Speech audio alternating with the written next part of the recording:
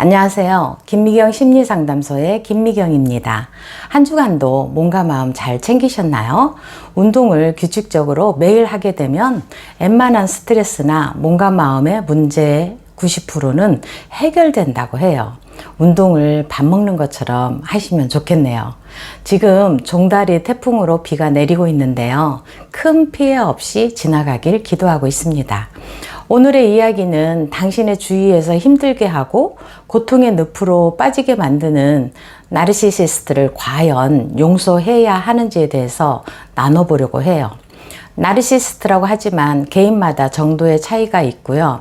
나르시시스트 스펙트럼 수치로도 나르시시스트 정도를 말할 수 있지만 그 많은 특징과 왜곡된 성격과 기질에 따라 너무도 각양각색이라는 것도 인지하셔야 한다는 거죠. 상대방의 정체성, 가치관을 어떤 규칙이나 틀 안에 가두어서 계속적으로 통제하고 지배하고 조종하려는 사람이 있나요? 그게 안 되면 분노하고 화내고 폭언이나 폭력도 사용하는 사람이 있나요? 그 사람은 100% 악성 나르시시스트이죠.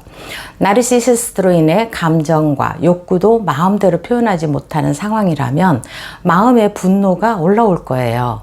인간의 기본적인 감정인 거죠. 자신을 지켜내야 되겠다는 보호 본능이 누구에게나 있거든요. 분노란 무력감과 절망감을 느끼면서 생기는 불쾌한 감정이랍니다. 분노로 인해 잘못된 것을 바로 잡을 수 있도록 힘을 불어넣어주는 원천이 되기도 하죠. 30년 넘게 행동 건강학 연구를 한 심리상담사 딕 티비치의 용서가 있는 삶에서 분노가 가지는 좋은 측면에 대해서 말하고 있어요. 첫째로 분노는 무언가 잘못되었음을 말해준다라고 해요. 둘째, 분노는 정면으로 맞설 힘을 주고요. 셋째, 분노는 장애물을 명확하게 구분한다고 해요. 넷째, 분노는 자신의 의견을 주장하게 해주고요. 다섯째, 분노는 승산 있는 해결책을 찾도록 촉구하게 해요. 여섯째, 분노는 생기 있는 삶, 보람 있는 삶을 살게 해주기도 한다고 해요. 이렇게 분노는 중요하고 좋은 의도로 사용할 수 있다고 딕 티비치 박사는 말하고 있죠. 그러나 이 분노가 오래 지속되어서 원한이나 비통함으로 바뀌게 되면 해로운 상황이 되는 거죠. 분노로 독이 되는 상황을 딕 티비치 심리 상담가는 이렇게 말하죠. 첫째로 자신이 받은 상처를 아무 일도 없는 척하며 상처를 무시하며 자신에게 상처를 준 사람과 친분을 유지하는 것은 독이 된다고 해요. 둘째로 분노가 있게 되면 다른 사람의 좋은 점을 보는 것보다 다른 사람의 문제를 알아보는 일이 더 쉽게 되고요. 문제의 양면을 바라보지 못하게 된다고 하고요.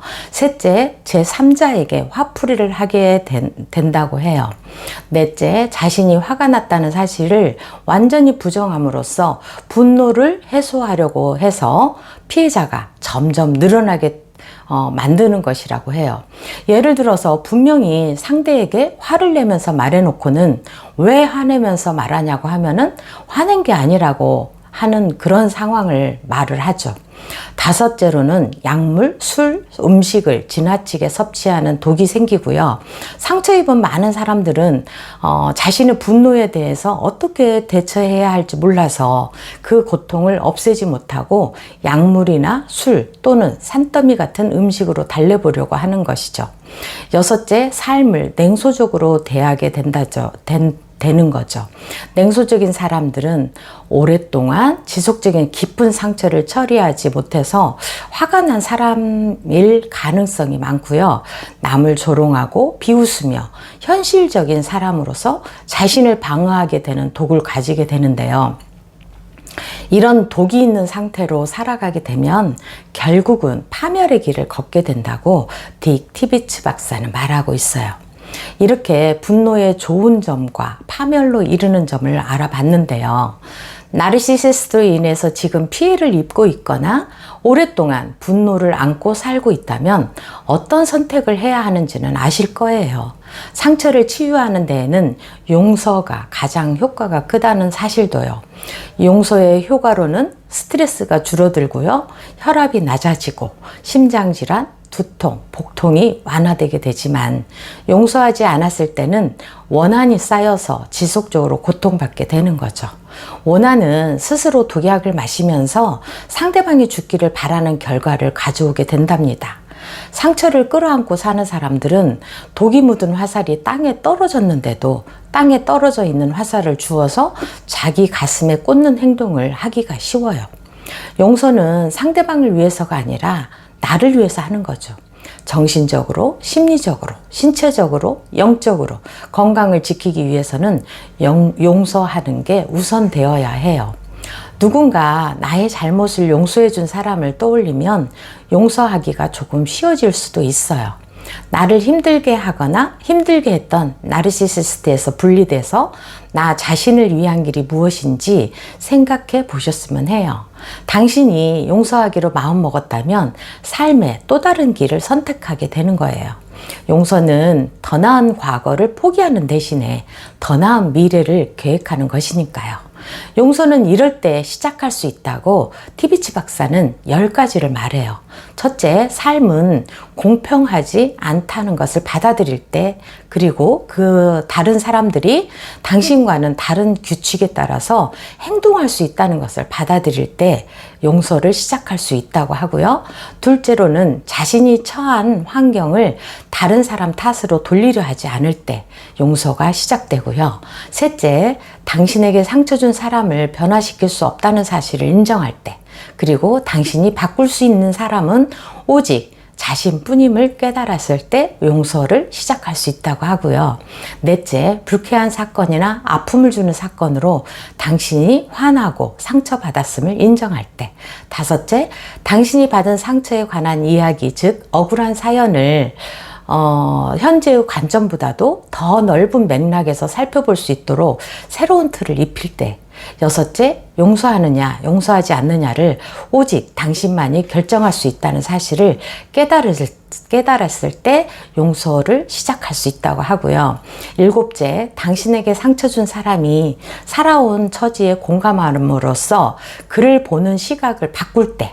여덟째, 불만족이 아닌 만족에 가까워지고자 할 때. 아홉째, 용서는 시간이 필요하며 체근하면 안 된다는 것을 이해할 때. 10번째, 당신의 삶과 미래를 스스로 책임지려 할 때 용서의 시작된다고 해요. 용서에도 단계가 있죠. 1단계로는 자기 안에 분노를 발견하는 거고요. 2단계로는 용서하기로 결심하는 것이에요.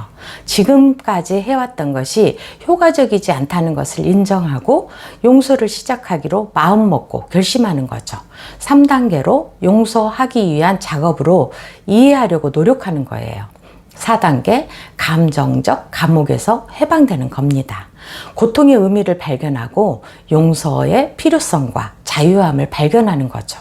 성경에 요셉은 자기를 죽이려고 했던 형들이었지만 요셉이 하나님의 뜻대로 살게 되면서 애굽 총리가 되었을 때 형들은 두려워 떨고 있었죠.